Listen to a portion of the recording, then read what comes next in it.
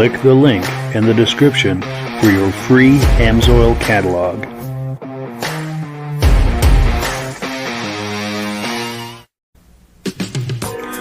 Before we get started, I'd like to give a quick shout out to some of our friends. The Eastern Snowmobile Racing Hall of Fame. Search for them on Facebook. Central Minnesota Pond Racing. Search for them on Facebook. The historic Lancaster Motel for the ultimate Eastern trail riding adventure. Crane's Snowmobile Museum at 172 Main Street in Lancaster, New Hampshire. The Vintage Snowmobile Club of America Quarterly Magazine. The New Hampshire Snowmobile Museum at Bear Brook State Park in Allenstown, New Hampshire. And lastly, if you decide to advertise with the Vintage Snowmobile Podcast, this could be your advertising message.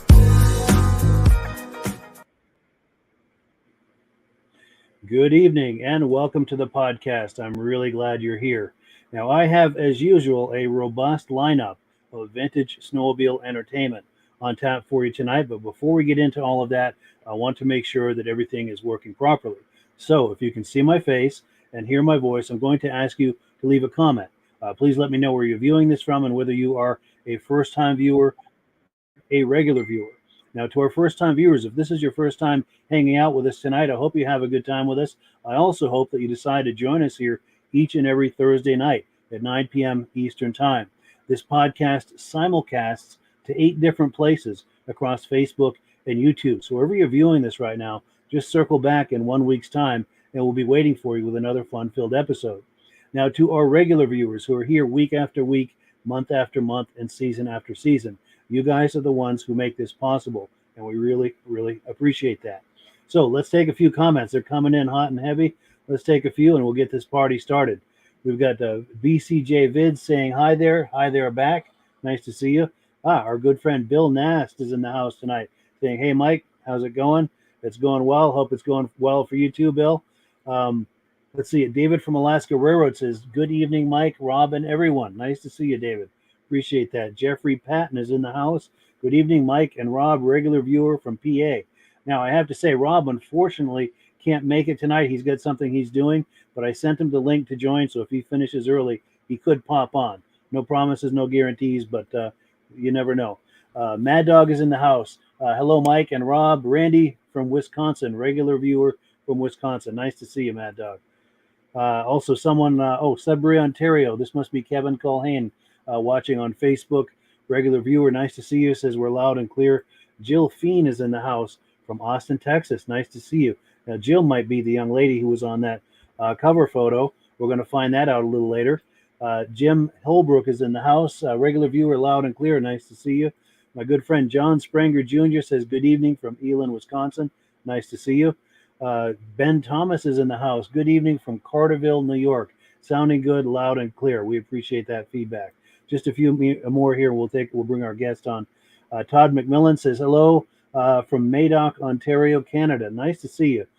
Reese Fleury is in the house. Good evening from Tupper Lake, New York. Regular viewer. He's one of our earliest and most regular viewers, and we very much appreciate that. Dave Trim is in the house from Carthage, New York. Nice to see you, Dave. And Mark Redeel is in the house saying pardon me, it's sounding good here in Ohio. Well, we appreciate that. Let's not waste any more time here. We're going to bring my good friend on, Alan Gove.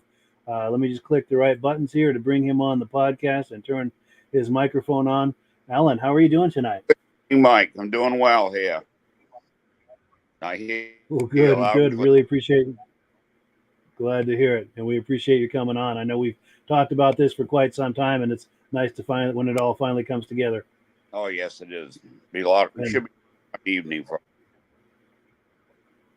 Yes, I think we're going to have a lot of fun. We've got a lot of show and tell. Now, Alan has shared with us a lot of images and video clips, which we're going to get right into. Do you want to give us a quick, maybe 1 minute comment about yourself or where you're from and how you come to be interested in vintage snowmobiles and like that? Yeah, I started off by my folks bought a snowmobile back in 1970, which was a 303 Wanko, and we've still got it here in the family. And I bought a 70 I hit the 340 Super Sack a year later, which is down in the barn. I got to do some more work on that. We got that back in the family. And I got my grandfather's 72 Lynx that he bought brand new. We've got that in the family, which is my youngest daughter owns Jill, but she lives in Texas. So we store it at my sister's place so she rides and gets exercise and stuff. Nice. And I've been snowmobiling since I was a kid like that. And years ago, my folks decided they wanted to sell the Wanko. And so they sold it to a guy. And then my youngest daughter says, we want that sled back. So she ran into the guy and we got the sled back. She bought them both. So now the sleds are here to stay. Back in the family. That's cool. And was that her making a comment earlier? Yes, it was Jill. And this is Jill we're looking at right here on the screen. Yes, that's my youngest daughter. And my oldest daughter is Cheryl, who lives in the next town over. I'm not sure if she's on tonight or not. She's a big snowmobile also, but last 2 years they've been too busy with the ski jumping with my two grandsons. So they're in the Eastern group. So they've been out to Lake Placid and everything, jumping. Outstanding. Yep. Good deal. So it sounds like at least 3 generations of your family is in snowmobiling. Well, it's not really 5, because my grandfather was in there. He had a snowmobile. So we're up to 5 generations with the grandsons who snowmobile. I got videos of them driving and riding. That's my oldest grandson will be 15 next month. So outstanding. Yeah, he can ride a snowmobile no problem at all. Good.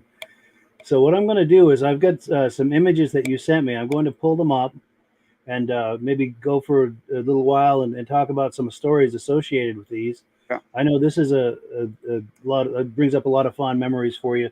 What are we looking at here in this image?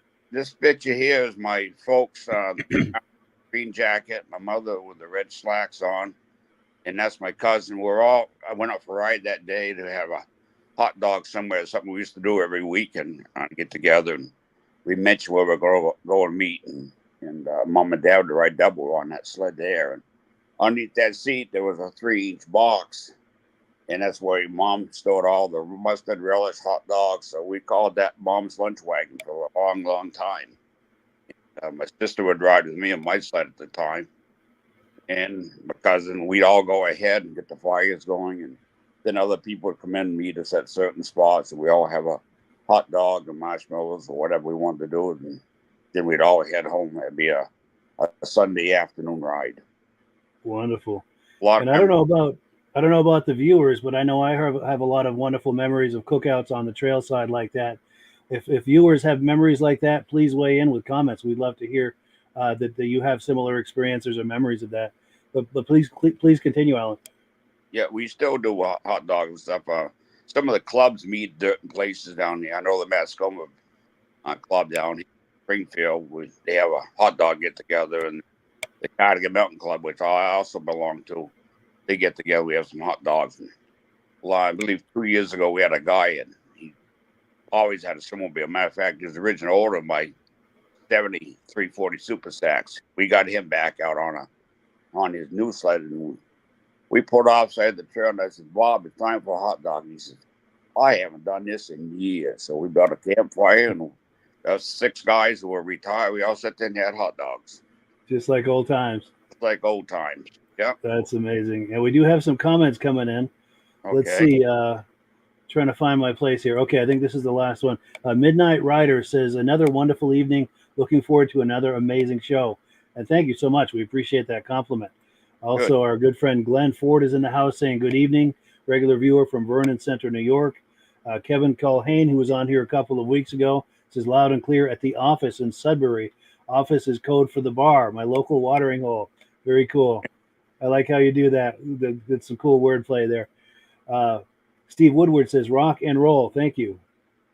Good. And then Michael Carvela says, good evening, Mike, regular viewer from Upper Peninsula, Michigan. So we've got a nice mix of viewers from all over the U.S. and Canada. I recognize regular viewers because I've been a regular viewer on your show here for quite a while. So for a very long time. Yeah, we appreciate that. And I love when it all comes together. We bring you on the show like that. Oh, yeah. I'm glad to meet you there in Lancaster. We discussed a lot. This is the group. That's right. Here's a group of people just out riding. We all met at the intersection of a trail. There's a variety of snowmobiles. Half those people, but we had a good ride that day. Nice. And this looks probably early 70s, I'm thinking. Yeah, this is 70. I'm guessing 71. 71. Yep, somewhere along it. Back then, the town didn't plow this section of roads. It was only plowed, only maintained in the summer. Now it's maintained year round with that intersection. I know exactly where that is, but if you look at the background, it's all trees and all grown up now. Because that was all grown in 50 years ago. Sure. But at the time, you say in the winter, it was just snowmobile trail.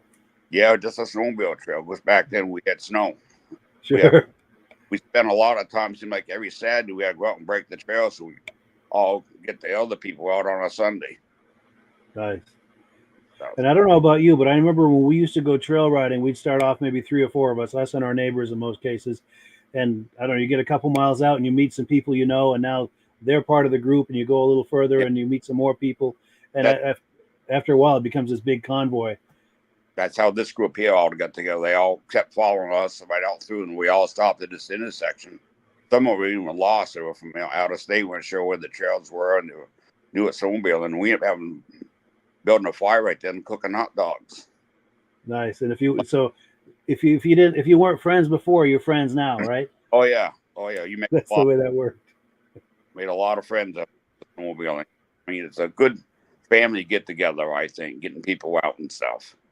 Yeah, and my memory of it was that everyone was jovial and everyone was laughing and joking and having a good time. Oh, we always had a good time. We used to go on the pond there, and some Saturday afternoon we'd have a fire or this. Some people would be ice fishing. We'd have some drag races and just had a good time. Yes, good clean fun. Yep. Yeah, we've got more images coming in. More comments coming in. Let me find my place here. All right, here we go. Jeff Wesner. Says, sounding great from Wisconsin. Nice to see you. Brian Van Haverbeek says, good evening, guys. He's a fellow cat guy. Jeff Wesner says, cross-country snowcross was canceled in Lake Geneva, Wisconsin. Amsoil Snowcross Nationals.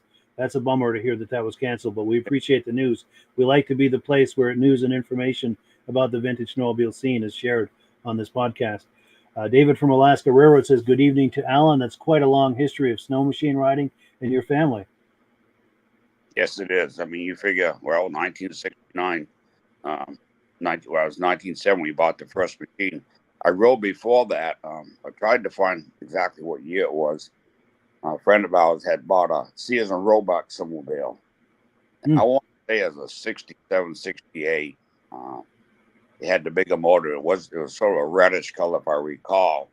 And he would call up my father and say, bring that young guy up here, let him exercise that snowmobile around the yard up here.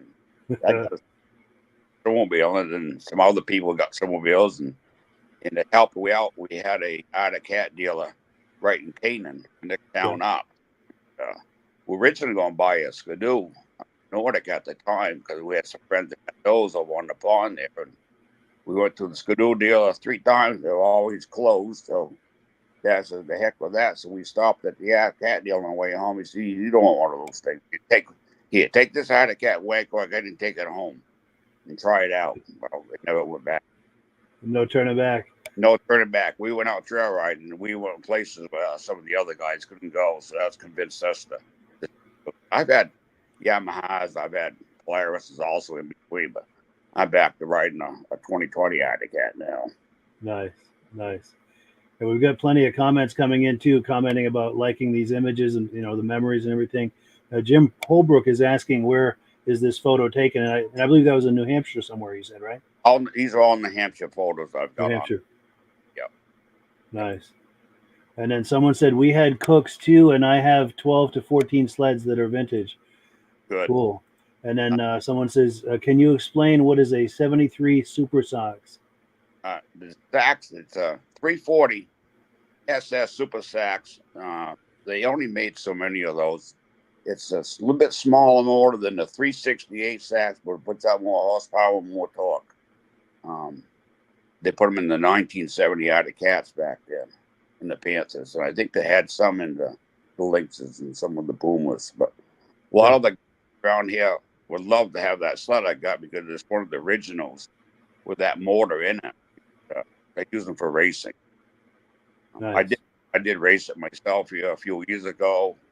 Once I got it back, and I was doing well, and I got into a corner with the leader. I blew a piston, so didn't he. So we got bumped out of the race.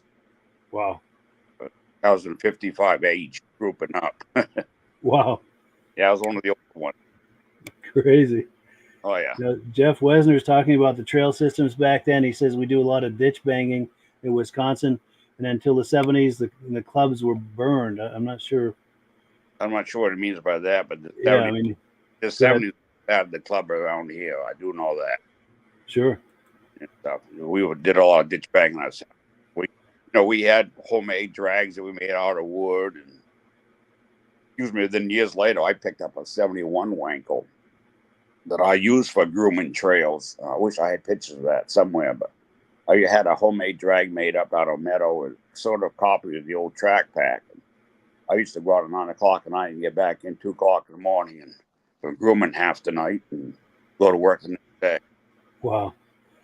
That's true. Everyone was so excited about it and committed to it back in the day. Everyone didn't mind staying up half the night or, whatever it took to contribute to the trails and making everything happen. Oh, the clubs really themselves around here now. I mean, we got guys that are out there. I groom once in a while for them, but I usually try to go out during the day or go 3 o'clock in the morning. I jump in the groom and groom for the day. Nice. Some trails there's not much traffic on. Sure. Oh, and then let me see. Jim Holbrook says the cat dealer in Canaan was Tux. Is that your memory? Yes, it was. Nice. I got 3 of his sleds. Wow. Yeah, that is cool. We'll be looking at those in a minute too. And then someone's asking about how many of these sleds are owned by these 3 generations. Same sleds. Wow. Yep.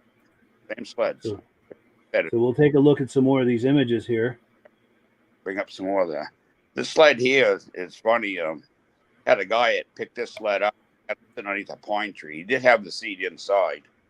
And I'd found some old motor skis and stuff and some other old machines, which I didn't want. But he was a motor ski collector. So we did some wheel and deal, and I bought this sled home and stripped it all down, cleaned it all up. It only had 467 original miles on it. Wow. And had a 399 Kohler motor in it, which those weren't the best motors back in the way. They just couldn't get them to run smooth. So I junked the motor because it was full of water, all seized up. And I put in a 368 Sachs motor into this machine. Wayne, my friend who rebuilds all my motors for me, I'd like to get him on the show here one of these nights. He does real good work. And love to see that. This young guy here, he's only 26 years old. He's into the vintage stuff. He's got an old fire truck. Now he's got an old 52 5-mile tractor. And he asked me about this machine here. And so I ended up selling this machine to him a little over a year ago. And I think it's a brand new seat cover he put on there. And I know he put the new blue windshield on. Other than that, it's done right there. For only 400 and some odd miles. It turns out it's originally his neighbor's machine in Canaan. Wow. So machine's right back one house up from where it originally came from. Really? Yeah. So it's the sled. Keeping in the neighborhood. Keeping in the neighborhood. And that sled also came from Tuck's shop in Canaan. That's amazing. And we've got some footage of him a little later in the podcast of him riding by with that. Yeah. Cool. And we've got plenty more images here. Let's see what the next one is. Just takes a moment for it to load. Here we go. Who's this guy? That's me out on my dad's sled. The 70K. You can see a lot of the decals and stuff fall off of it all up. Took it out in the field and went for a ride around, and my wife took that picture, I believe. Unless it's one of my daughters. Nice. That day there. Now, Todd Millenick saying that he and his dad used to go every Sunday on a snowmobile back in the day, and he said it was the best time ever. And I know exactly what you mean, and I totally agree, and I'm sure you do too. Oh, I agree. I mean, that's why we had that sled there. Then a year later, I bought a sled. Tuck's shop in Canaan. I was working at the grocery store. And he came out to me and he said, "I got a sled for you to take home and try out, young fella." He said, "It will really move." I said, "Okay." So lucky enough, I had my dad's truck that day, so I went over at noon and loaded up the home. My father, he said, "What do you got?" And I said, "I don't know. It's supposed to be a good sled. Let's take it out for a ride." And I had fun beating some of the guys I really wanted to beat on with it, not knowing that the machine really set up for racing back then. Huh. So we had some good times. So that gave us all a chance to go out somewhere we were riding, other riding. Nice. I gave everyone a taste for it. Oh, I gave my sister a good taste sitting on the back. Nice.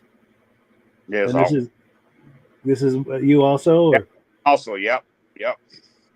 Nice. Out in the ad.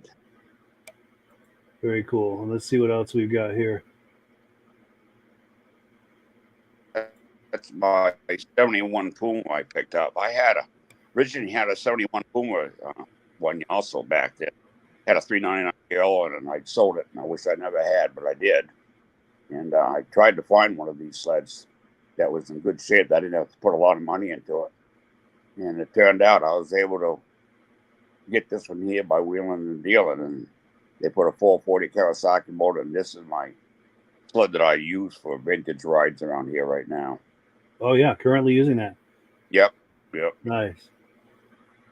And then someone on Facebook is saying those big Panthers were known as Cadillacs, C-A-T-L-A-X. Well, you seen the picture that I remember that. Even their ads would say that. My dad's a big guy, and my mother's a good guy. And they used to ride double neck wank all the time. Well, Joe's used to fall asleep riding. Yep. Back then. She'd ride in front of you, it sounds like. Yep. She rode my. Cool. Because I said we made these things. And in case anyone's wondering, this is an image of Jill right here. Yep, there's Jill right there on the links. Very cool. And she's viewing from Texas tonight, I believe. Yes, she does. She lives outside of Austin. Very cool. Yeah, and she says used to fall asleep riding with Grandpa. Those must be good memories. Oh, yeah. Yeah. Cool deal. And then let's see what else we've got for images here. Is this no, that's a Panther, isn't it? Oh, that's my 340 Super Sax. That's when I raced it. That's the one, yes. 52J. We named that after the Jill, 52J. The original. Jill owns that machine, believe it or not. She won't sell it back to me. Really? Yeah, she's out. It's my name. It's going to stay that way, but you can do what you want to it. Sure. I just, like I said, I just put it on the motor into it last summer. I got to get the rest up and get the leg back up. We probably never raced it, but once it's back in race.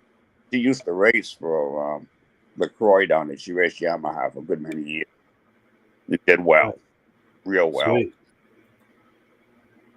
Speed is not she's got a heavy full like I do. So here we are down at the show. Here's Robbie got a note on there. Yes, Robbie LaCroix. Because you were just talking about racing for LaCroix. Yeah. And Robbie says she was a hell of a racer, and she rode a Yamaha GP 292. Yes, she did. And got even the girls up in Herman, Maine didn't like her showing up. The image here we were down at the show we put on that was down in Andover on 2020, I think this one was. And just before COVID, we took first place in People's Choice with the one on the left. My grandfather had the links. Yep. And stuff.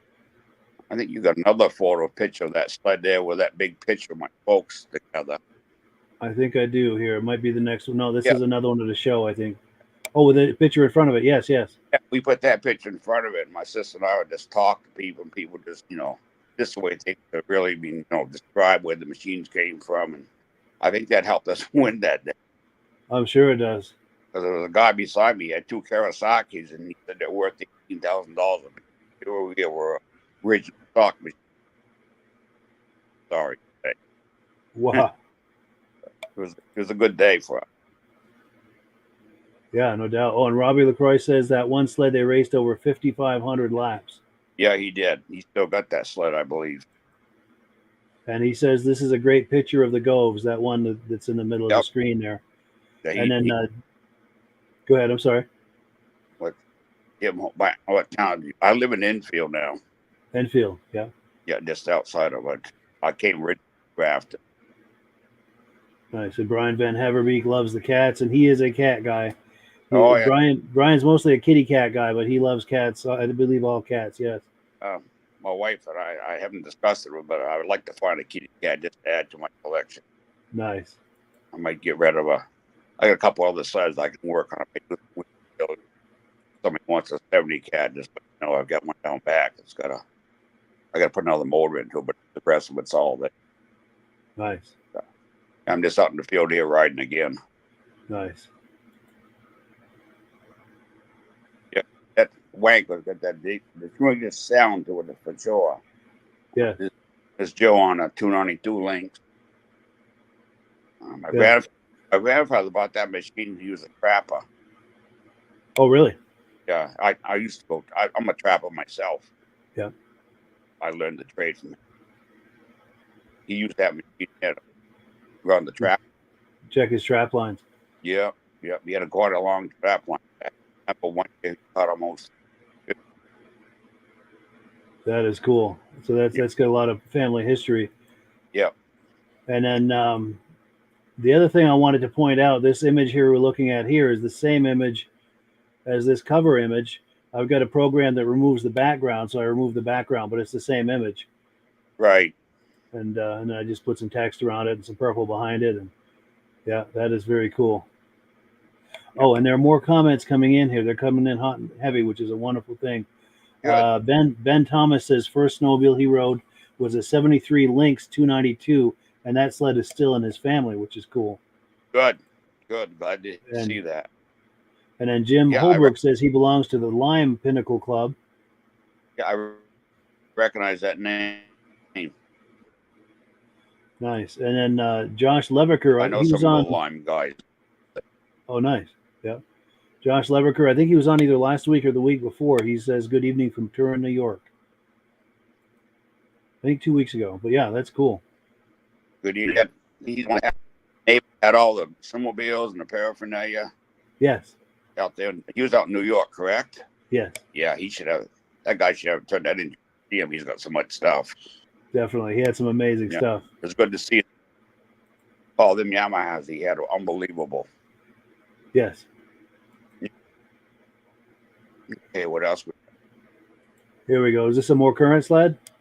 Yeah, current sled. My oldest daughter, Cheryl, she rides. Like I said, the last couple of years, they were too busy jumping with it. I foresee her get snowmobiling more again once they grow up and on their own. They're in the teenage right now. Once they get over that 18, they do what they want, and she'll probably get back into snowmobiling again more. But she still got that stuff. Oh yeah, I remember I bought 2 brand new Polaris back in '91. Carol and Joe. We had about 6 inches on. They said, "Dad, can we try out the new machines?" I said, "Yeah, go ahead." They didn't left the property. Put 100 miles on each machine that day. Wow. Yeah, this is one of my Arctic cats. This is 2005. I had one on one of the trails. Nice. 2-up sled. Yeah. And here's Joe on a Yamaha. He had a 1200 Nitro. That machine was almost too much for her because she only weighs 115 pounds. And sure. We both like speeds. I should mention how fast we're going, but I'm going to goes by me. I got up to 112, Dad. Wow. That is something, yeah. Oh, maybe. And then Todd McMillan is asking, what year is that Lynx? He said he has a 71 Lynx. I think that's a 71, 72 Lynx. 72 Lynx it is. Yep. Nice. 70, they changed the color with white. And then Rich Shad is saying hello from Cleveland, New York. Oh, and then Jill's got another comment. She says, Dad used to come out and say, slow down. Yes.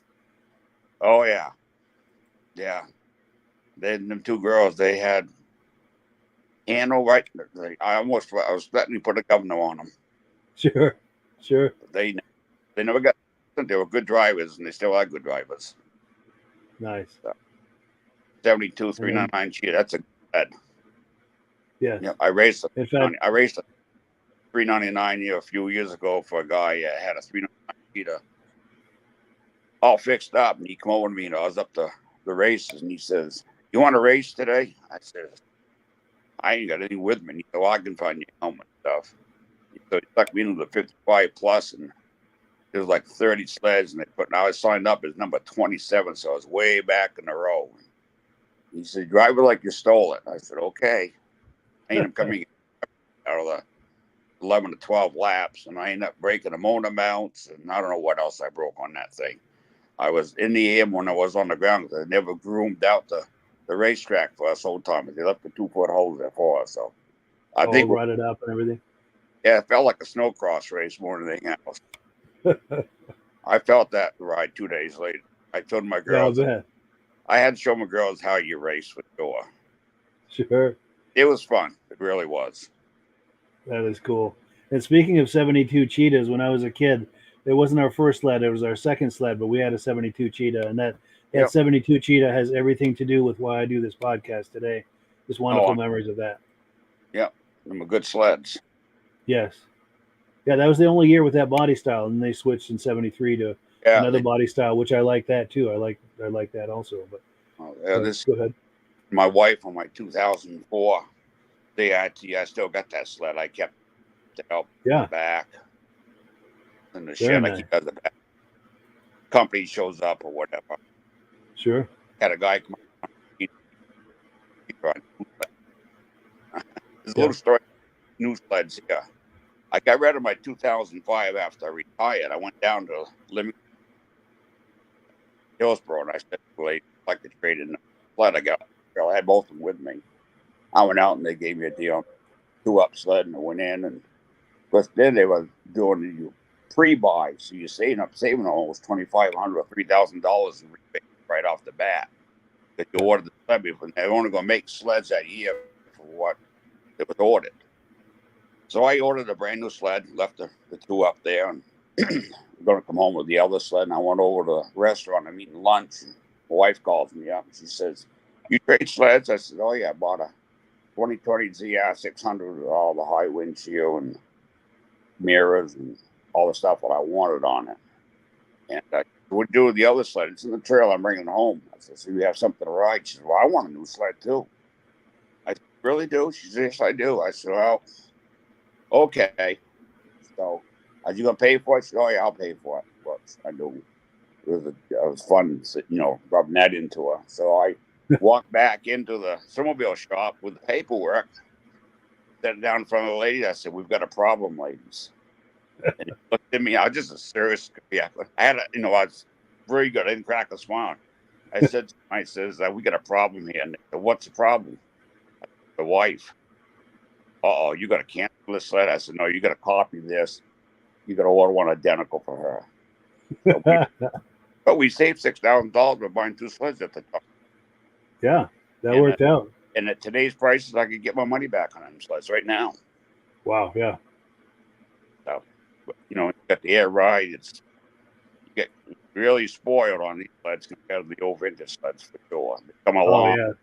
You park them side and you feel like a 50 years difference there. Yeah, it's true. Those old sleds, as fun as they were, they did beat you up after a long day. Oh, yeah. Yeah, this is one of the decals I had on the sled. Very cool. Yeah, I still on one. And that's back to the beginning. Yep, back to the beginning there. Yep. Oh, cool. So let me take that down. And we're going to do Amsoil real quick. And then we've got plenty more video clips and things to talk about and show. And I can't believe we're like over halfway through already. This just flies by.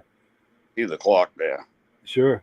But where's my Amsoil promotion? We've got a promotion right now on Amsoil. If you're a preferred customer, you get this free 8-in-1 T-handle screwdriver with every order over $75.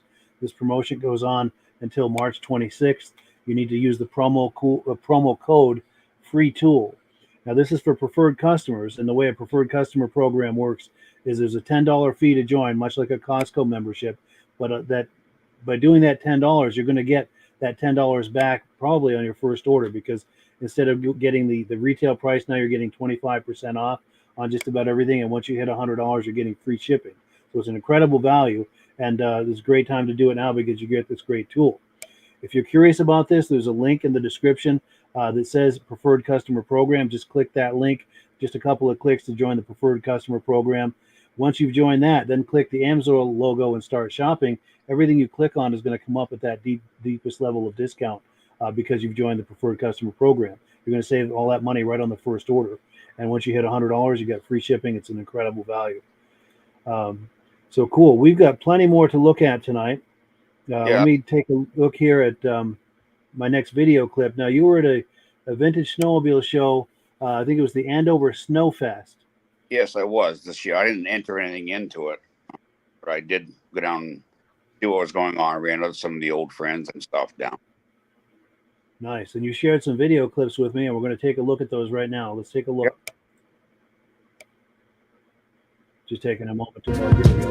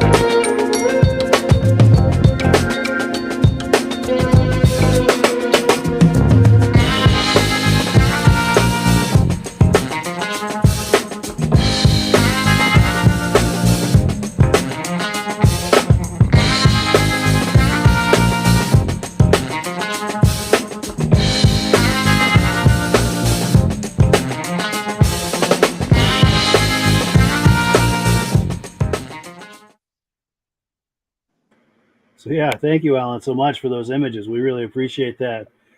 This is one of the lower years. I've seen a lot more sleds than that. One other year we were down there. Side of another 200-300 feet of them, all lined up through there. Wow. The weather, I think, what it was this year with the rain and stuff. It's been such a mild winter, yeah. Even I wasn't into it. That's why I couldn't pick myself to load the sleds and take that. Sure. Us, like my sister still snowmobiles a lot. She kind of retired a few years ago, and so I think I'm gonna buy a new. She's riding that links around the fields back into. Now she owns a brand new 2-up sled. Yes, yeah. Out at cab. Then her husband got back into it and picked up a used 5.7. They live right on the rail trail, so it's pretty handy for them. Oh, sweet. Yeah, that's going to be nice. Yeah, but this year, we didn't register this year. We don't make it worthwhile, so we didn't. Sure, sure. Now, if people are watching, they probably noticed these snowmobiles, these old snowmobiles, about 100 years old, based on a Model T. Yeah, You were able, I think it was the same show. You were able to catch up with a couple of these people for interviews, weren't you? I interviewed two of them. Yeah. Excellent. In fact, that's what I've got queued up next. Let me get where I need to be here, and I'm going to queue these up, and we'll take a look at these interviews. Here's the 1924. 1924 TT. It's a ton truck, Model T. And it has original West Ossipee snowmobile kit, conversion kit on it. And the tracks were originally canvas belts. And the problem with the canvas belts is they would get wet and swell up and fall off. And so I took the cleats off and I put them on an endless belt. And that seems to stay on pretty well. Good, good. Done a nice job with this race. It's been quite a project. Work in progress. Yeah. Look at that. Yeah, finished it in 2006. Finished in 2006. Yep. Good. Yeah. Good. So we've run it ever since. Yeah. Yeah, that's amazing to think that that's that's 100 years old. Yeah. Yeah. He comes there every year with it. He doesn't live that far away. Like you said, he lives over in Ossipee. Not that far for him to travel to. Nice, nice. I told these guys that I videotaped him. I said, might be going to a podcast. Maybe they found this website here tonight. I should have wrote down the names, but I didn't remember where they didn't have the phone number stuff. I would have called them about tonight. But Nice. If anyone viewing this knows them, please, message them or send them a link to this podcast so they can see themselves on here. And then you caught up with another guy with a 1925. yeah. Let's take a look at that one. The snowmobile is a 1925 Model T ton truck, enclosed cab. I don't know what else you want to know. No, that's good right there. I mean, it's immaculate shape here. Work in progress. Work in progress. Wow. Nice.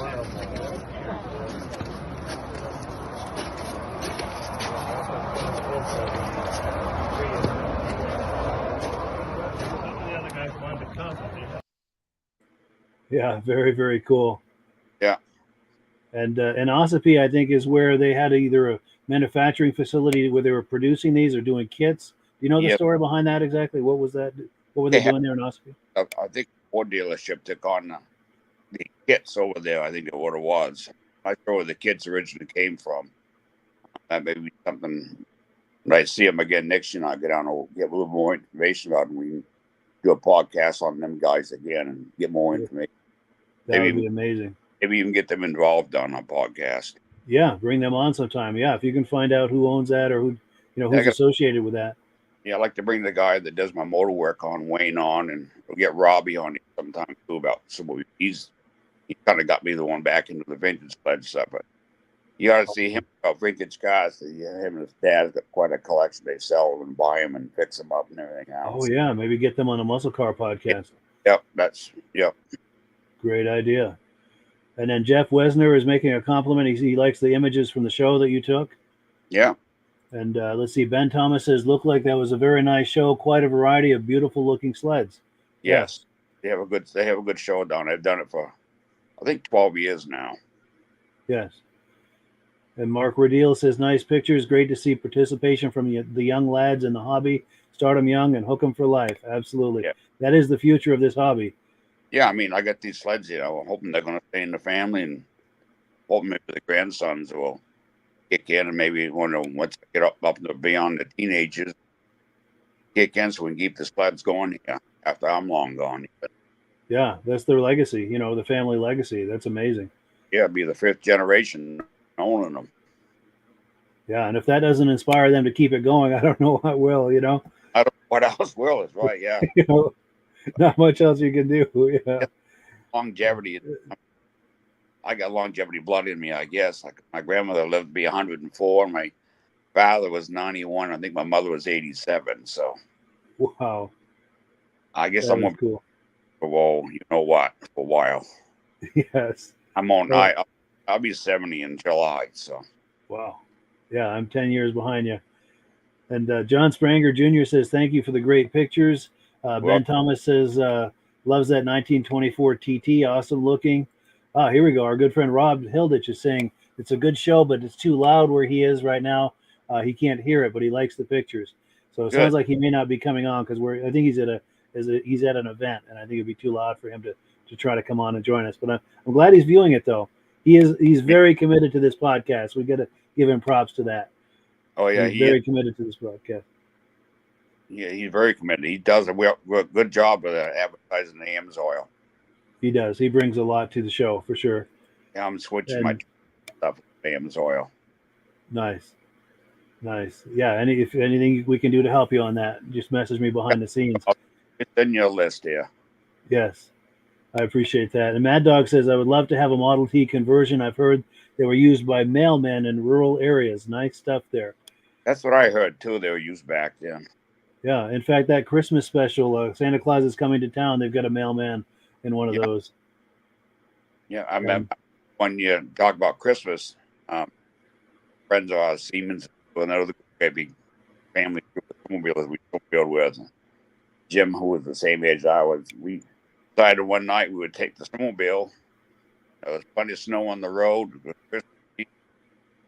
Get him dressed in the Santa Claus outfit, and we called up a whole bunch of people saying that Santa was going to be going by at such and such a time and have the kids. And we drove right up over the lawns, and Santa waved to him, and off we go down to the next house. And the police didn't bother us at all. They just, we were right down the road to the next house. So it was fun. That is cool. Yeah. I bet there's a lot of little kids that have wonderful memories of that today as adults. Oh yeah, yeah. That is cool. That is cool. And Jill says they have the vintage snow suites too. Oh, we still got the snow suits here. Yep. Suits. Yes. Yeah. Mine doesn't fit me anymore, but I did wear my dad's at that vintage show down. I still wear it for the shows. Nice. I still got all them jackets, even that green one that he had on. Nice. Now we've got a few more video clips, and the clock is definitely ticking. We're 9:48 already. I don't know where this time went. That means we're having fun, which is good. Yes, it is. We've got a video clip you took of a 73 Polaris TX Starfire 440. Let's roll that real quick, and then we'll catch up on the other side. Yep.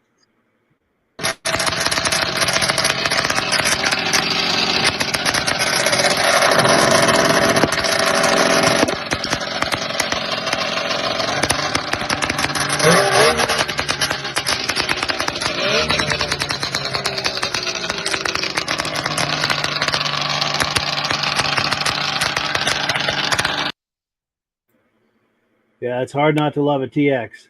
Oh, I know. I like the looks of those sleds myself. I didn't mind like the LT Grays and Formulas, the Attic Cats. Sure. And then there were more Polarises at that show. Let's take a look at that too. And I'm kind of blowing through these real quick because I want to make sure we get to them all. But yeah, let's look at some more Polarises here real quick. Polaris is here. 73 Starfire. 74 Colt SS 295. And a 72 Colt SS 295.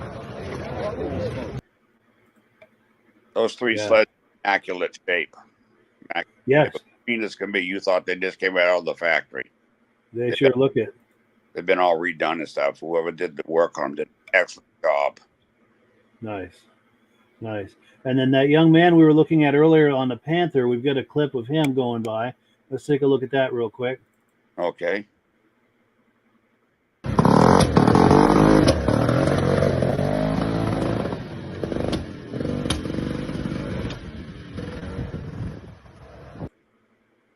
Cool deal.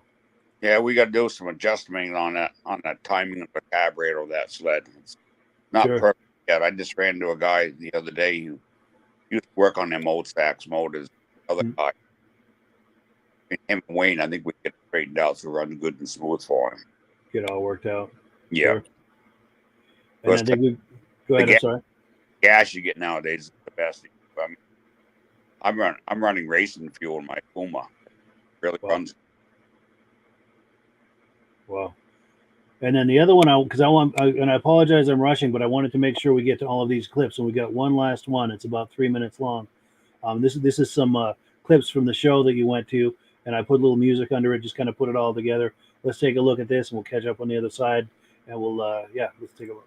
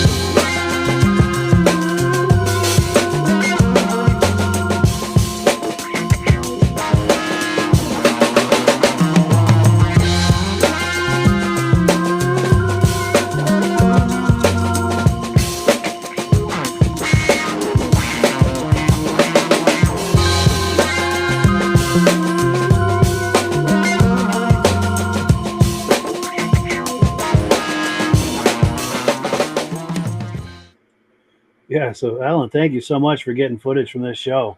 Oh, yeah. I like that John Deere right there, the motor up through the hood. Yes. That's one of the Shap ones. That is cool. Let's see if I can get a better look at that. There we go. Yeah. No, the other way. It's at the end of the video. Let's see. Right there. And then I had a question too, that Merc with the green lettering. That's a mountain sled.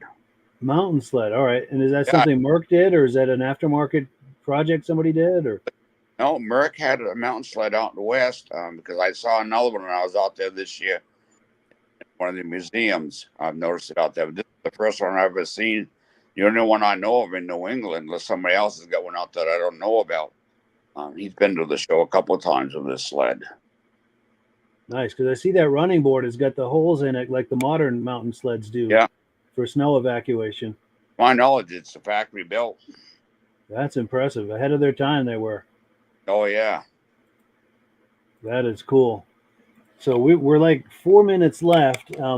We've got a ton of comments that have come in, which I'm going to pop on the screen. But is there anything that we haven't discussed or anything that you wanted to share that you haven't yet? No, I think we've done a good job here, Mike.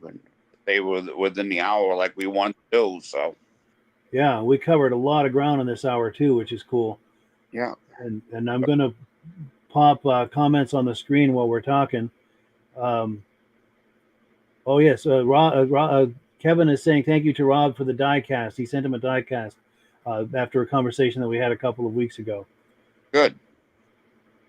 Oh, and the TX Starfire. I'm just kind of doing this real brief, like the sound of the Starfire. Yeah, let's see. And great show. Thank you to Mike and Alan. Appreciate that. Good. Appreciate it. Todd McMillan says he had a 650 TX 2 Plus. Should have kept it, sold it 10 years ago. Yeah, I know what you mean. Yeah, The way the interest that's becoming into this into the vintage snowmobiles, everyone sold a lot of the things that they didn't realize would turn into being as collectible as they are. Oh, that's the thing I never expected to be. If I known it was gonna be like it was now, I would have bought me a king cack bat in the day and put it in the pond. Totally. Stored it. And I could have sell it for $25,000-$30,000 now. You don't want to pay $2,000 for one bat. That's money in the bank.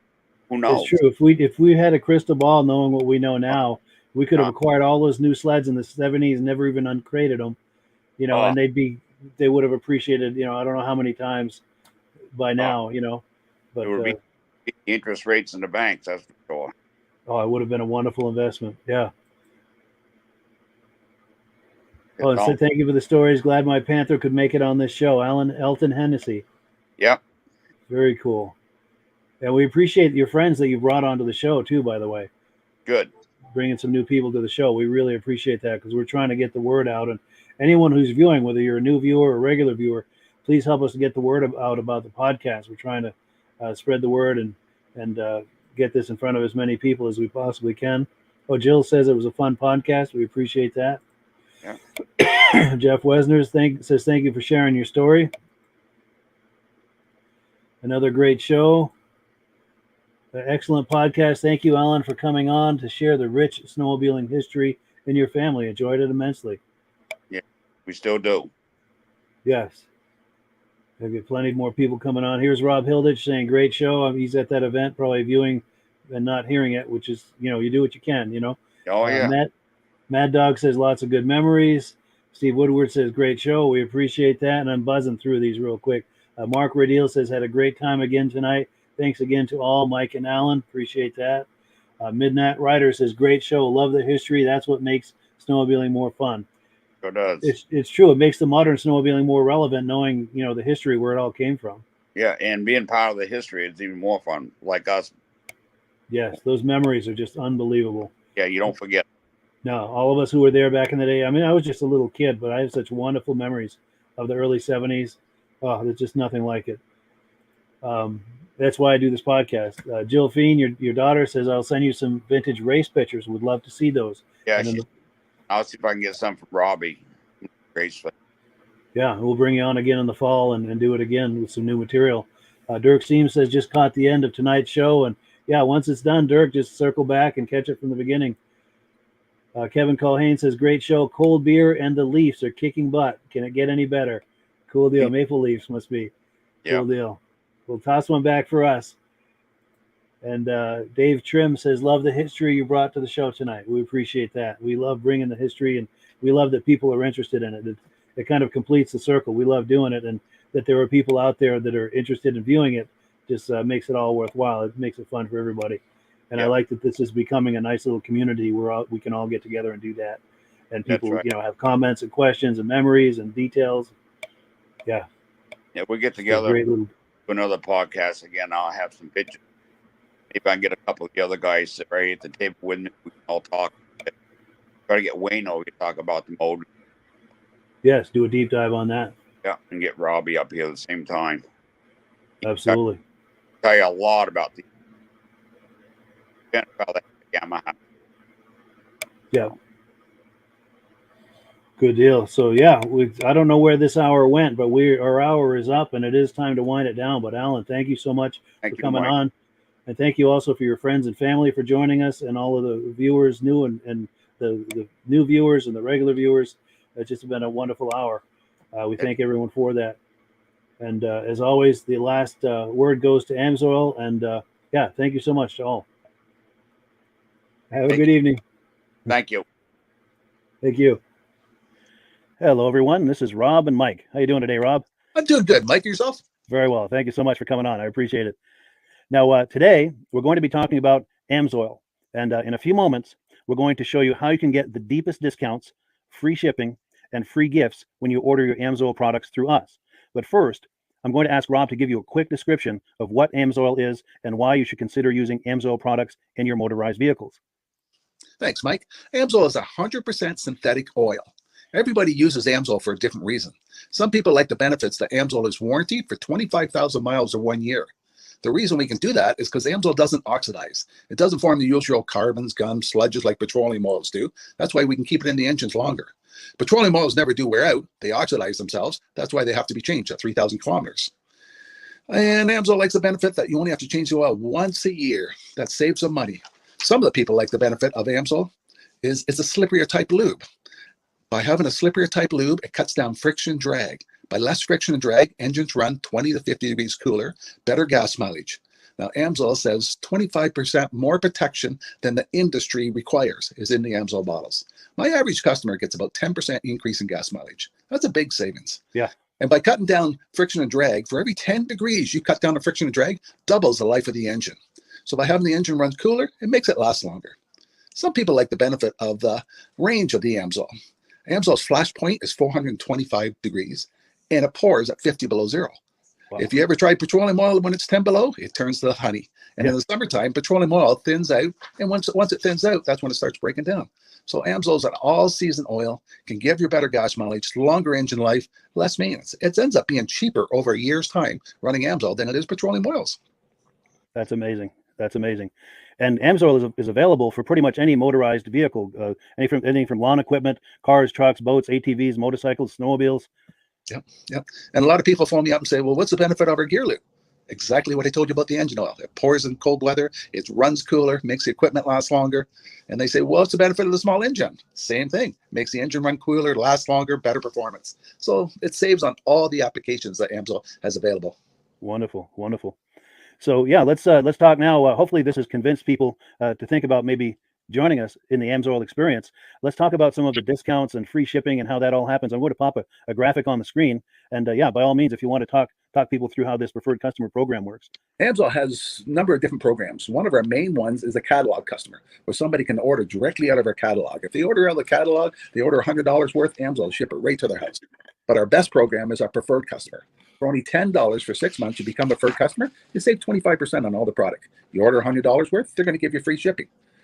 You don't have to order a whole case. You can mix and match. Say you want 4 bottles of small engine, 7 bottles of 5W30, and a couple of gear loops. You can mix and match. You can order 1 bottle at a time if you want. There's no minimums, no maximums. By being a preferred customer, you save over 25% on all the products you're going to buy. Amsoil sends you extra gifts, $5 gift certificate on your birthday, $5 when you renew your account and stuff like that. So it's a good way to save on some of the products you want to buy. For sure. Yeah, it's an incredible value. And this is the deepest level of discount that anyone can get when ordering Amsoil. Is that correct? It is. Wonderful. So let's take people through the step-by-step experience of placing an Amsoil order. Then that would include signing up for the preferred customer preferred customer program, so they can receive those deepest levels of discount. So let's go to the website. This is what the website's going to look like. These are some screenshots. Once you go to amsoil.com, there's a link in the description, or you can just type that into a browser, amsoil.com. This is the page you land on. At the upper corner of the page there, you see how I've circled in red. That is the link to click, the Join Now link. That will take you to the preferred customer program page, where you can take advantage of all of these discounts and free shipping and everything that we've just been talking about. This is what that page looks like. In the lower right, you're going to click Join Now. This will pop up. You select the duration you'd like, whether it's 6 months or 12 months, and click Add to Cart. Now, once this pop-up goes away, you'll be back on the main page. And the upper left, you'll see where I've got that red arrow. It says Shop. Now you can start shopping for products, and on your very first order, you're going to get these discounts and the free shipping as long as it's over $100. You'll get all of these benefits right away. So once you click shop, it's going to take you to a product page. There's different types of oils, lubricants, so on and so forth. For the benefit of this exercise we're doing now, I'm just going to click motor oil. It shows different types of motor oil. Let's click gasoline. Now this takes us to an item. It's their synthetic motor oil. And you can see the item there, and there's choices for different viscosities. But take a look at the price. Let's take a closer look. Let's zoom in. But if you've joined the preferred customer program first, you're going to automatically get the deepest levels of discount. That's what we're looking at here. You're saving $3.80 on that quart of oil. Instead of paying $16.29, you're now paying $12.49 for that quart of oil. That is the deepest level of discount you can possibly get. And then you just add the quantity that you'd like. You select any other items that you're thinking about, add them to the cart. And once you click add to cart for the final time, you're going to see this come up at the top of the screen. It's going to show your items and your the total that you're at so far. Pardon me. And then you just click view cart in the upper right, and that'll take you to your cart. Take a close look here at the upper right. That blue box shows that you're getting free shipping. You're eligible for free shipping on this order because it's over $100. That little yellow box shows that you've got the preferred customer membership on your order that gives you the deepest levels of discounts for the next 6 to 12 months. And then below that, you've got the items that have been selected. For the exercise here, I selected 9 quarts of the signature series, but that brings us up over $100 for the free shipping. We're saving $34.20. And if you're ready to finish, you click checkout now, and that takes you to this screen here. If you haven't signed up with an Amsoil account at this point, just click in the lower right to create an account, create a new account. It's going to ask you for some basic information, name and those types of things. Now let's take a closer look. You'll see this gray shaded box. This is a very important box. This is going to ask you if someone has referred you to Amsoil. And if so, please enter my name. My name is Mike LaPierre. It's spelled right there on the screen for the correct spelling. And also the referral number, 304-555-94. That's how you make sure that Rob and I get credit for this. Now, in the interest of full disclosure, I have signed up for Amsoil under Rob. So when you order using this referral number, Rob and I both benefit. So if you enjoy these podcasts that we're doing, this is a wonderful way to support the podcast, because when you order using this referral number, Rob and I both benefit. And the commissions I make go directly toward offsetting the cost of doing these podcasts. So I thank you in advance for that, for using my referral number. I very much appreciate it. And once you've done that, you just go into the next screen to enter your payment information, and you're done. Now, once you've placed your order that's over $100, and that order includes your Amsoil Preferred Customer Program, you are now eligible to get a free DVD from myself. Now, this is going to be either a muscle car DVD or a vintage snowmobile DVD. Use the email address on the screen, wkspodcasts@gmail.com. Send me an email. Let me know which DVD you would like me to send you, the muscle car or the vintage snowmobile DVD, and I'll get that right out to you. As you're typing in that email, in the subject line, be sure and type in capital letters free DVD requests, so it stands out as I'm checking my email, and we'll get that right out to you. So I guess the last thing, Rob, that we wanted to talk about is if someone is considering Amsoil as a business opportunity. Yes. If anybody has a retail or a commercial account and they would like to buy directly from Amsoil, just send Mike a line. He'll show you how to set up, and you can buy directly from Amsoil. But if you are interested in starting your own part-time business, a part-time business that can grow into a full-time income, Mike and I will show you the Amsoil marketing plan. Amsoil has a large selection of products that cover almost every application. So it doesn't matter if you're into snowmobile, boating, or ATVing or hot rods, we have an oil for every application. It's a fun type business that I really enjoy doing. Where else can I go and have fun and make money doing it? And Mike and I are here to help you all the way along. If you need any help on how to promote or to find new accounts, we're here to help you. For sure.